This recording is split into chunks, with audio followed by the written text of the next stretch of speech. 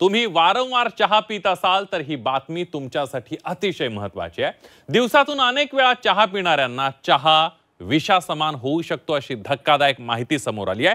दिवसातून 2 ते 3 वेळा चहा पिणं चांगलं आहे, पण सातत्याने चहा प्यायल्यास तुम्हाला गंभीर शारीरिक व्याधी होण्याची शक्यता नाकारता येत नाही। बघूयात एक स्पेशल रिपोर्ट।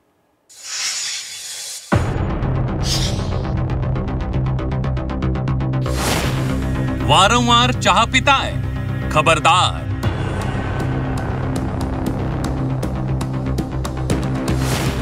दिवसातून 2-3 वेळा चहा प्या।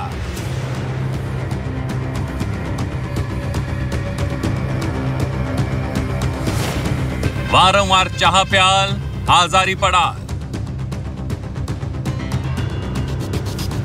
चहा भारतात सर्वाधिक प्यायलं जाणारं लोकप्रिय पेय। काश्मीर पासून कन्याकुमारी पर्यंत चहा प्यायला जातो। काश्मीरमध्ये चहा कहावाच्या स्वरूपात प्यायला जातो। मुंबईच्या चहाच्या टपरीवर कटिंग म्हणून तो काचेच्या ग्लासात दिला जातो, तर पश्चिम महाराष्ट्रातील पुणे शहरात त्याला अमृततुल्यही म्हटलं जातं। चहा पिणारे दर्दी तुम्हाला गल्लोगल्ली सापडतील।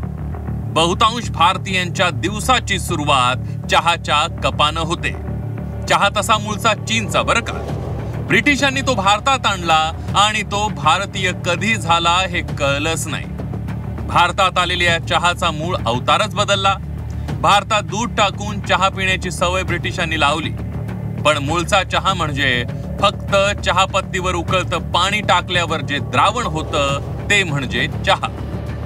मुळात चहा ही संकल्पना चायनामधून आपल्याकडे आलेली आहे आणि चहा म्हणजे कॅल्मेलिया लीव्स, त्या ज्या लीव्स मधनं ऍक्च्युली लीव्स टाकून त्याच्यावरनं पाणी ओतलं जातं आणि त्या पाण्याचं म्हणजे ज्याला आयुर्वेदामध्ये आपण फांट म्हणू अशा पद्धतीचं जे तयार होतं, म्हणजे पानांच्या वरचं जो स्त्राव आपल्याला पाहिजे असतो तो मिळतो आणि तो ताबडतोब सेवन करावा, ही मुळात चहाची संकल्पना। आपल्या देशात सतत चहा पिण्याची प्रवृत्ती वाढतीये।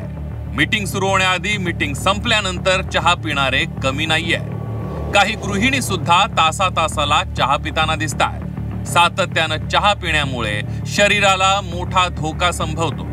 काही आजारही होण्याची शक्यता नाकारता येत नाही। सतत चहा प्यायल्यामुळे छाती जळजळ, पचन संस्थेच्या समस्या, चहातील कॅफेनमुळे निद्रानाश होऊ शकतो, चिंता आणि चिडचिड, दातांवर आणि हाडांवर परिणाम, सततच्या चहामुळे डोकेदुखीचा त्रास, मूत्रपिंडात खडे होण्याची शक्यता, त्वचा कोरडी आणि निस्तेज होते।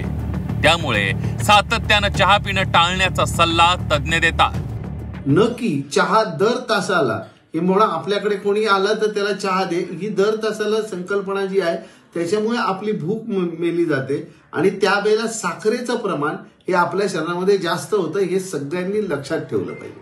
त्यामुळे चहाची पद्धती, चहाची क्रम हा फक्त सकाळ आणि संध्याकाळ हाच आहे।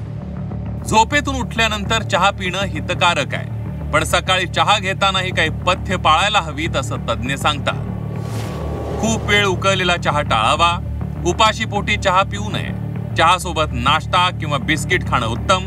सकाळी 100 मिलीच्या वर चहा पिऊ नये असा सल्ला तज्ञ देतात। जास्त उकळलेला चहा हा सकाळी उठल्या पिणं, उकळलेला चहा हा अहिताय आहे, तो हितकारक नाहीये। तर त्यामुळे चहा हा चहासारखाच प्यावा आणि सकाळी उपाशीपोटी ज्या वेळेला चहाची वेळ असेल, म्हणूनच आपल्याबरोबर चहा बरोबर आपल्याकडे नाश्ता करण्याची किंवा बिस्किट किंवा आपल्या घरगुती जे आहे चपाती चहा, ही संकल्पना खूप जुनी आहे की जी नाश्ता पण होतो आणि चहा पण घेतला जातो। तर दुधाचा चहा हा सकाळी प्रमाणात घेणं हे सगळ्यात महत्वाचं आहे।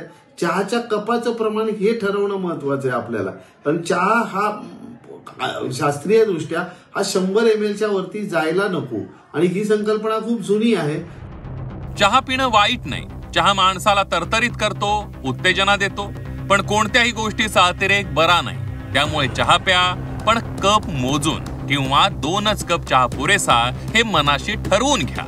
नाहीतर मन प्रसन्न करणारा चहा तुम्हाला आजार देणार हे नक्की। नाशिकहून योगेश खरेसह साक्षी चव्हाण, झी 24 तास, मुंबई।